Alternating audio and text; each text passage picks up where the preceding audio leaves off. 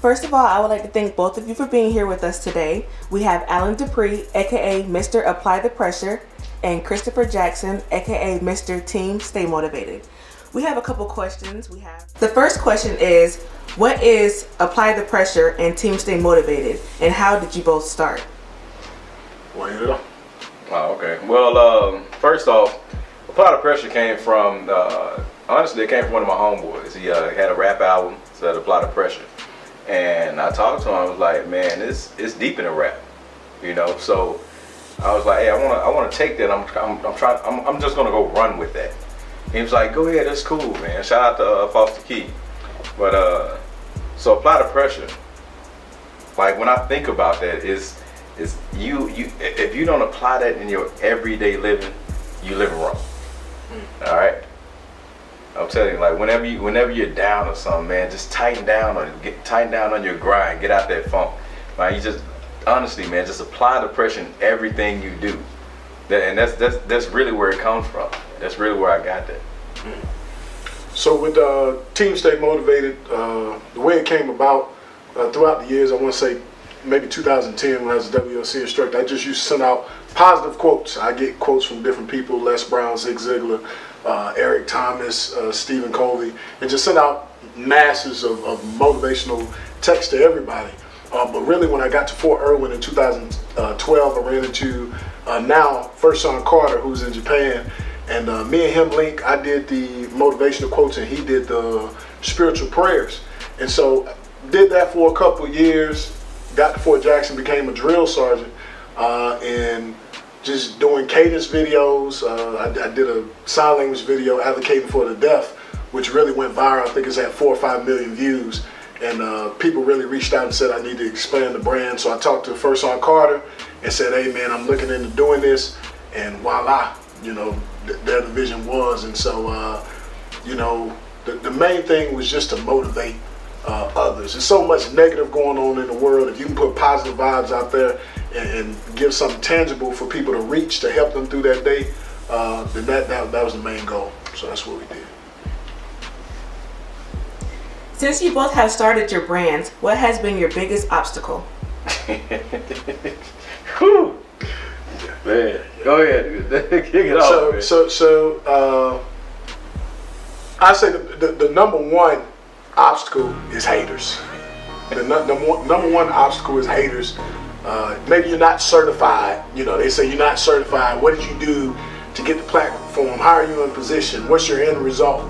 You know, like there's another motive behind it, another intent, or selfish intent, and really it's not. And you really gotta bypass that obstacle. You know, sometimes you'll have a mind block. You know, sometimes you'll have doubt. You know, am I really supposed to do this? And sometimes you do want to quit because of the haters. But you really got to channel that and make it as motivation and understand the end result that overall is bigger than you. And so for me, I say that's probably my biggest roadblock. The biggest roadblock, yes, it's definitely those haters, man. It's the haters, and I say that because when we tend to just have that crab in the bucket mentality. I hate that we have that as just human being in general. Like whenever we want to start anything, whenever we want to do something, somebody always out there saying, well, like you said, it's not certified, things like that. But who certified the certifiers? You know what I'm saying? Like how did they reach their level of success in order to tell you what's certified or not? You know what I'm saying? So yeah, the haters is definitely one. But in mind block, yes, that is another one. Another one is just falling off. Because you gotta understand, we're people too. So we have things that go on in our lives and things like that affect our ability to live and affect our ability to endure that process and try to move on and move ahead in society. And it's man, when I tell you that mental block is terrible. It is ridiculous. And once you get over that, come back into a regroup. Like I said, we all human. We have to bounce back. Once we do that, then I mean that success is so much enjoyable after that. So with the haters and the other obstacles that you both mentioned, What do you do to stay focused throughout all of that and to keep you on a steady stream to promote your brand and to live your brand on a daily basis? Okay, well, staying focused, remember what you're doing it for. All right, so I may be doing it for myself, but in all actuality, I'm doing it for my children. Like, I'm trying to leave behind a legacy, not just something that's gonna stand up and fall, something that they can fall back on. So if they want to come and run my company, anything like that, they can head and do so. If they want to use my company as a stepping stone to further their self and make their brand a success, then they have the ability to do so. So what brings me back into focus is my children. So, yeah, man, I love it. Similar, you know, the kids, you know, those that you always want your children to live a better life than you live. And if you can provide that stepping stone, if you can provide that pathway for them to be successful and guide them, then this is a way. And then overall, self-regulation, you know, being consistent, being disciplined, and understanding that it's not about us. It's really not about us. You know, when you think of terms of, you know, athletes, Michael Jordan, I don't know, Steph Curry, all these other people that's on the court doing what they do. They're doing what they do to win, but one thing that we always know that is someone always watching. And for me, in my DM, whether it's on Facebook, Instagram, it's somebody that says, hey, I was going to commit suicide until I seen your video. I was going to quit, and I watched, you know, I read a prayer or something motivational. And so when you see those things that's tangible to you, you say, man, it's bigger than me. And you just, despite the haters, despite the adversity, you know, you got to keep on, you got to take a licking and keep on ticking. man, that is the ultimate success story when somebody goes into your DM, your instant message, call or text or something like that and tell you, hey, I needed that. Yeah, most definitely. And you're like, man, that's why I'm here. So you both have reached great milestones with both of your brands, and we all out here are very proud of you both with the positivity and the drive. But what is the ultimate goal for your brands? Whew. Well, the end state. So with me, you know, I did and dabble into a lot of things. You know, I'm not just only a motivational, inspirational speaker, things like that. I'm also into the fitness regimen and stuff like that. So not only that, like I'm an entrepreneur, so I'm touching everything. My end goal, like I said, is for my kids. But me being selfish, my end goal is to own my own gym, like create my own gym from the foundation to the rafters. That is my ultimate goal, to own my own gym. Apply the pressure fitness gym. That's my end goal. I want them at least. So similar, my end state is to go back home where I'm from, Houston, and open up a community center. Primarily for the youth. That's how I grew up, you know, going to youth center, Alden Youth Center to be exact. But what's the old school saying? It takes a village to raise a child. And I think at the community center, bringing other adults in that can be transparent with today's youth, not saying this how we did it, but understanding where they're at now in life and giving them the life tools and stories for them to be successful, I think is very important. And as I said, it's really a giving back, because when it's time to die, you can't take nothing with you.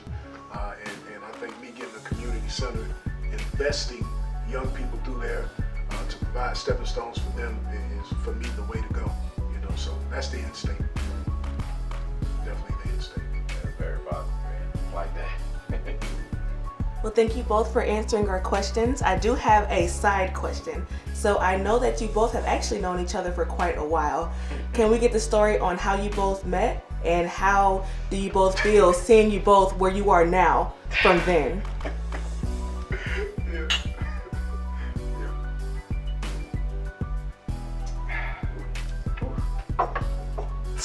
Yeah, so that's you know, that's how we met.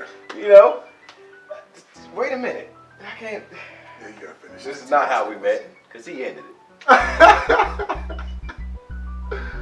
you go. The question had two parts. So from that to now, how do you guys feel? Seeing each. All right, so how we met, right? We met through a mutual acquaintance. The stage name is DeMarco Johnson. DeMarco, let's go, Mr. Let's Go. Yeah, Y'all hear out me? to Jay. Yo, y'all hear me shout out in all my videos, man. From ATP, Apply the Pressure, Team Stay Motivated, but y'all didn't know about the Let's Go.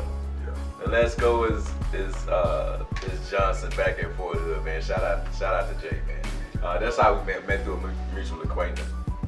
He's actually my roommate. Well, I was his roommate because it was his house, and they went to SLC together. That's where they met. That's a senior leaders course for the military.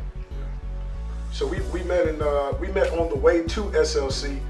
Was at an airport, and he didn't know. He was like, "Hey man, you going to SLC?" I'm like, "Yeah." "What's your MOS?" "92. I'm a 92 Alpha." And we start talking. I say, "Man, I was just here 5 months ago. ALC, I know everything."